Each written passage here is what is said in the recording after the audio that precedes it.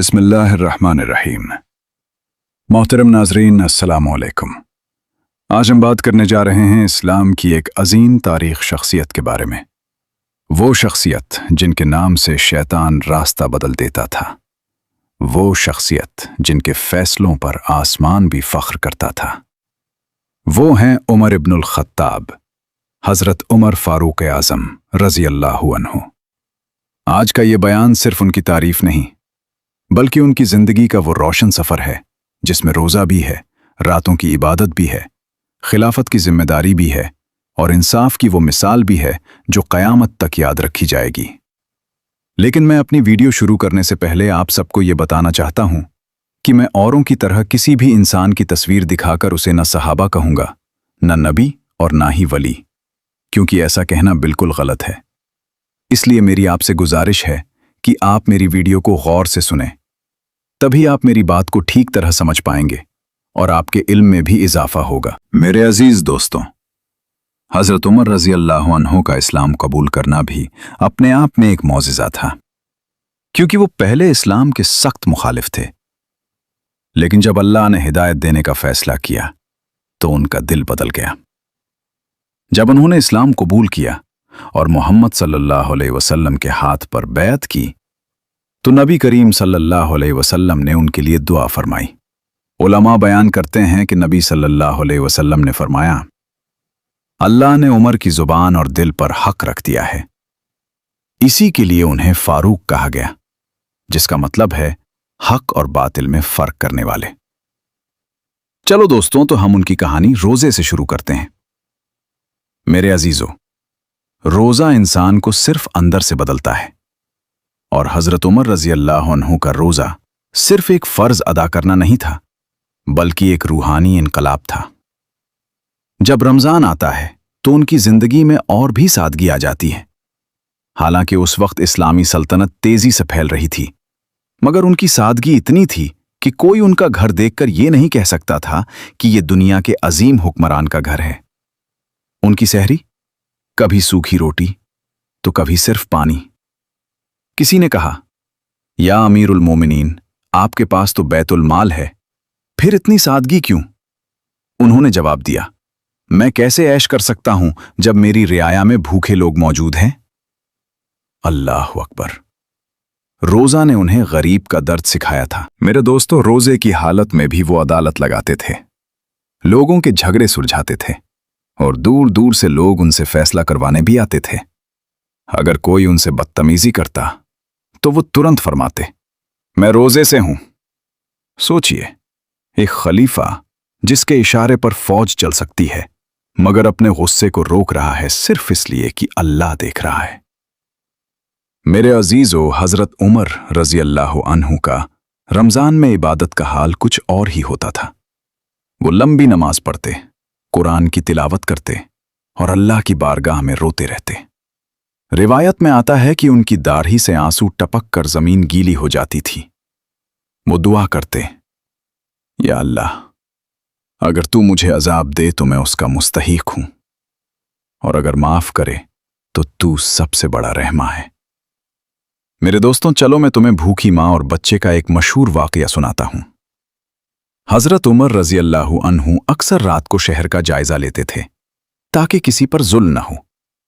ऐसे ही वो एक रात मदीना के गलियों में निकल पड़े शहर का जायजा लेने।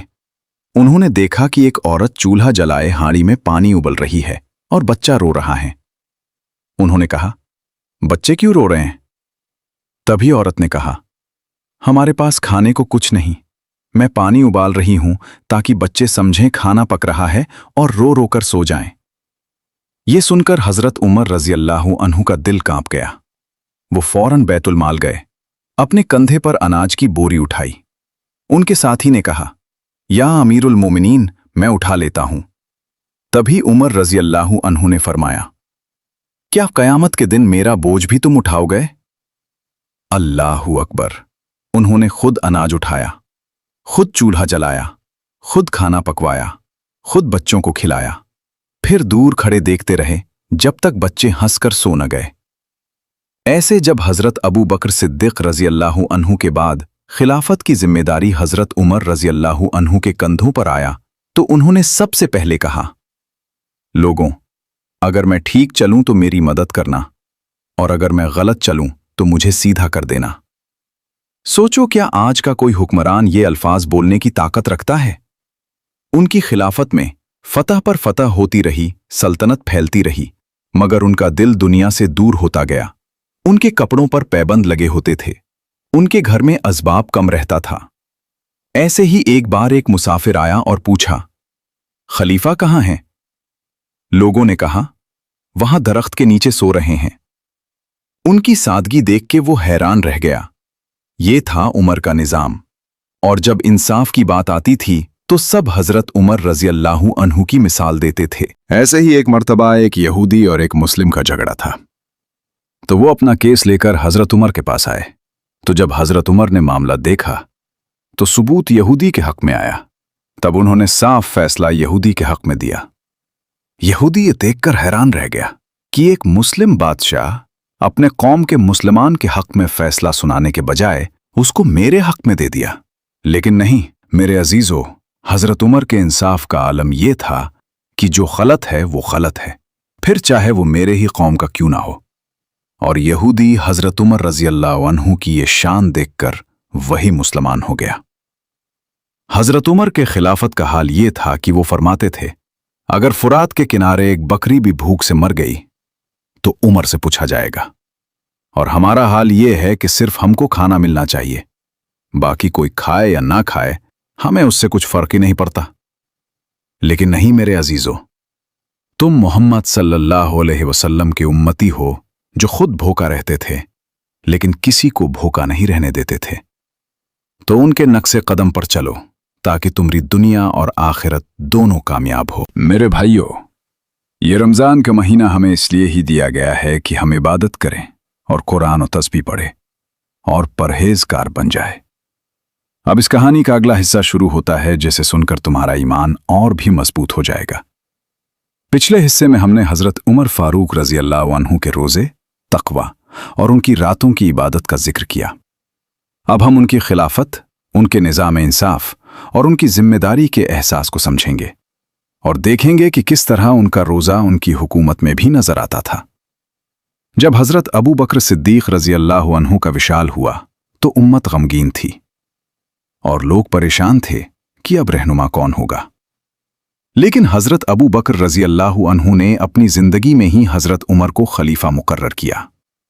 हजरत उमर रजी अल्लाह अन्हु के दौर में इंसाफ का ऐसा निज़ाम था कि अमीर और गरीब सब बराबर थे। न कोई सिफारिश चलती थी, न कोई रिश्वत, न कोई रिश्तेदारी। ऐसे ही एक बार एक गवर्नर के खिलाफ शिकायत आई। हजरत उमर ने उसे मदीना बुलाया और अवाम के सामने पूछा, क्या ये इल्जाम सही है? जब सबूत सामने आए तो उन्होंने उसे फौरन हटा दिया। उन्होंने फरमाया, मैं तुम्हें लोगों पर हुकूमत करने के लिए नहीं बल्कि उनकी खिदमत के लिए मुकर्रर करता हूं। ऐसे ही और मशहूर वाकया है कि जब एक तिब्ती शख्स मिस्र से मदीना आया, उसने शिकायत की कि मिस्र के गवर्नर के बेटे ने उसे नाहक मारा। हजरत उमर ने गवर्नर और उसके बेटे को बुलाया, फिर किप्ती को चाबुक दिया और कहा, मारो उसे जिसने तुम्हें मारा था। जब उसने बदला ले लिया तो हजरत उमर ने गवर्नर से कहा, तुम लोगों को कब से गुलाम बनाने लगे जबकि उनकी माओं ने उन्हें आजाद पैदा किया है। अल्लाहु अकबर। ये थे उमर फारूक रजी अल्लाहु अन्हु। ये था उनका इंसाफ। हजरत उमर ने बैतुल माल का ऐसा इंतजाम किया कि हर जरूरतमंद तक मदद पहुंचे। यतीमों के लिए वजीफा, बेवाओं के लिए मदद, बूढ़ों के लिए खर्च, गरीबों के लिए राशन।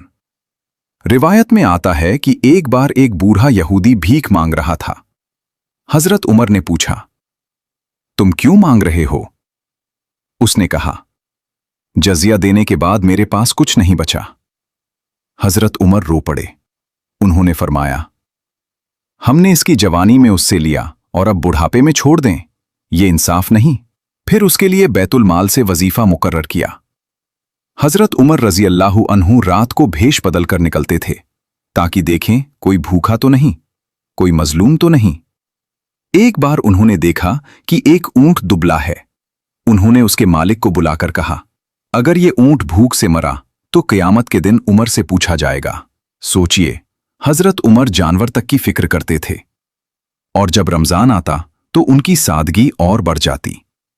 कपड़ों में पैबंद, खाने में सादगी, इबादत में इजाफा। उनका दिल दुनिया से हटकर आखिरत की तरफ लगा रहता। वो फरमाते थे, काश मैं एक तिनका होता, काश मेरी माँ ने मुझे पैदा ही न किया होता। अगर अल्लाह मुझसे हिसाब लेगा तो मैं क्या जवाब दूंगा। ये था उनका खौफ खुदा। मेरे अजीजों, अगर हम रोज़ा रखें लेकिन गरीब का हक मार लें, अगर हम तरावी पढ़ें लेकिन इंसाफ न करें, तो ये उमर रज़ी अल्लाहु अन्हु का रास्ता नहीं। रोज़ा हमें बदलने आया है, रोज़ा हमें इंसाफ सिखाने आया है, रोज़ा हमें झुकना सिखाने आया है। तो उम्मीद करता हूं कि आपको हमारा वीडियो अच्छा लगा होगा और हमारी बात आपको समझ में आ गई होगी। तो अगर वीडियो अच्छा लगा तो चैनल को सब्सक्राइब करें और इस वीडियो को अपने दोस्तों के साथ शेयर करें। मिलते हैं अगले वीडियो में, तब तक के लिए इजाज़त दीजिए। अल्लाह हाफिज।